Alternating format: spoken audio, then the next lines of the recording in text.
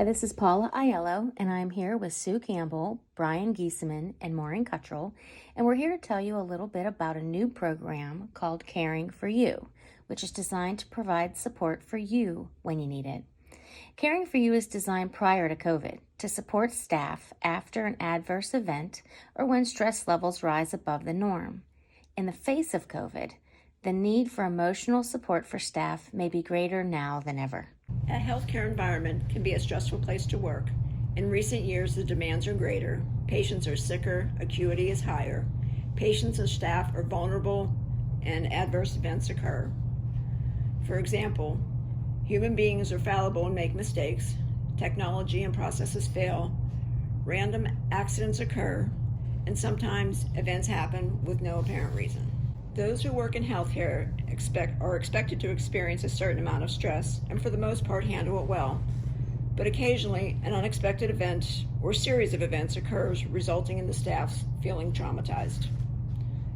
For instance, death of a patient, particularly pediatric, or severe trauma, unexpected clinical outcomes, injuries, medication or treatment errors, mass casualty incidents, and troubled encounters with family members, and of course the pandemic. Occasionally letting go of these feelings associated with the events and moving on is easier said than done. What often happens is that healthcare staff keep these feelings internalized. Historically, healthcare culture has suggested that these events are to be expected, and we are to stand up, brush ourselves off, keep moving, business as usual. We all recognize these photos. In 2009, Captain Sully safely landed his airplane carrying 155 passengers into the New York Hudson River. Sully emerged as a hero, with praise being heaped on him by passengers, officials, and aviation experts. All went miraculously well, and yet it's fairly certain that upon pulling him out of the river, no one turned to Sully and said, "Okay, great job. Your next flight leaves in 10 minutes." When stressful events occur, human beings, no matter how experienced or skillful they are, generally need time to regroup.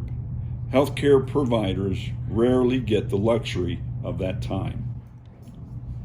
So the challenge we face with healthcare workers, no matter where they work or what they do, rarely have time to regroup after a stressful event and often suffer in silence. Occasionally, there are those times when the stress levels rise above normal limits, and even the most experienced and skillful professionals are not immune and can suffer consequences themselves. Adverse events can trigger an emotional aftershock or stress reaction. In these instances, healthcare staff can become the second victims of an adverse event. We can all agree that the first victims of an adverse event are the patients and their loved ones. Healthcare staff can feel terribly wounded after a death or an adverse event. Often staff hesitate to talk to anybody about what happened or are encouraged not to. How do you know if someone you work with might be suffering from the second victim phenomenon? They might feel personally responsible for the unexpected outcome and feel they have failed the patient. If only I would have. They might resist seeking help or support. I'm not that bad yet. They might second guess their clinical skills. I don't know if this job is right for me.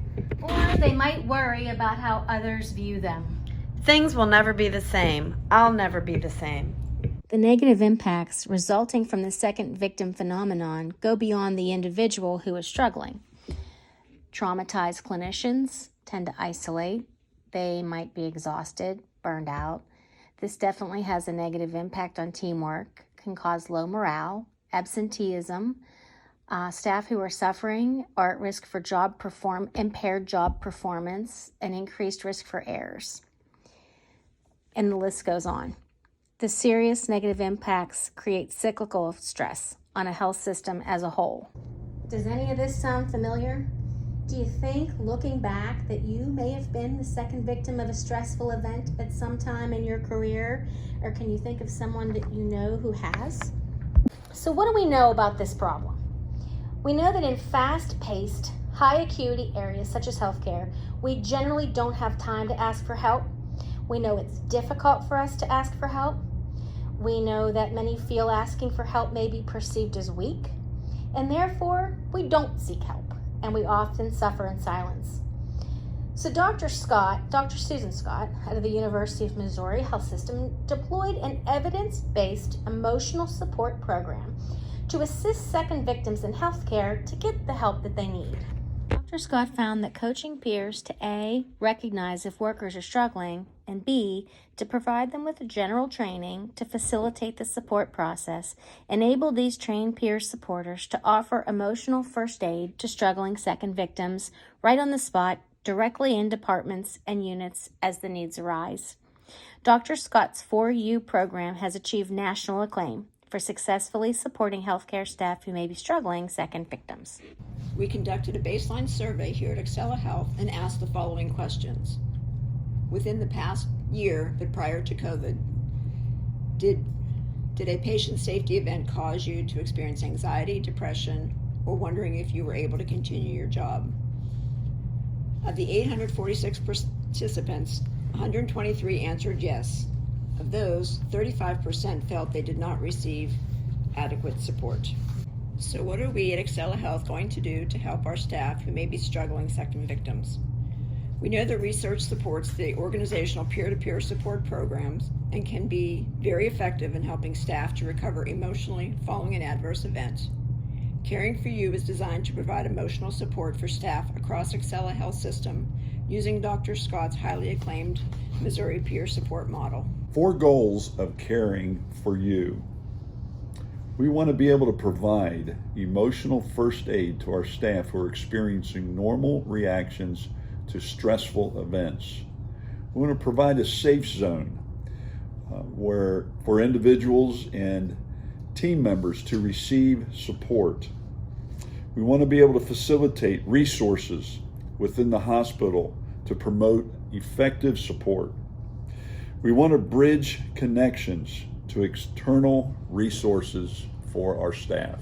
What Caring4You is not. Caring4You is not to provide crisis intervention. It's not to investigate and report back to supervisors. It's not to problem solve.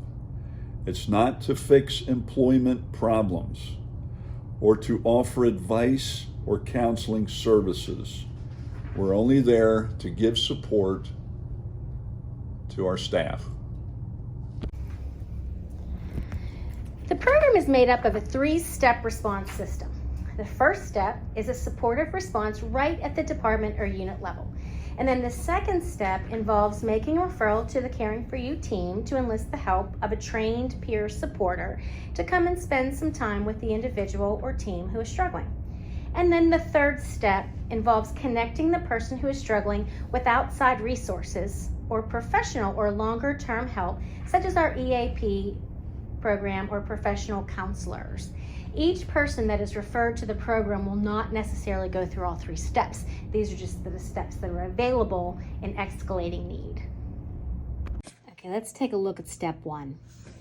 Organizations who have implemented peer-to-peer support programs say that at the end of the day, the majority of interventions occur in this first step among coworkers and leaders right in the departments and units. The goal is to encourage coworkers to be noticers, to pay a little closer attention and notice if someone we are working with appears to be struggling, particularly if we are aware that an adverse event of some kind has recently taken place. Unfortunately, right now, everyone is struggling at some level, as the circumstances we are currently working in are extreme. But the evidence shows that very often when a person is struggling, the simple act of having someone reach out and offer to listen or to offer to cover them for a 5-minute break can really help. Validating their concerns and reassuring that emotional reactions to stress are normal can help.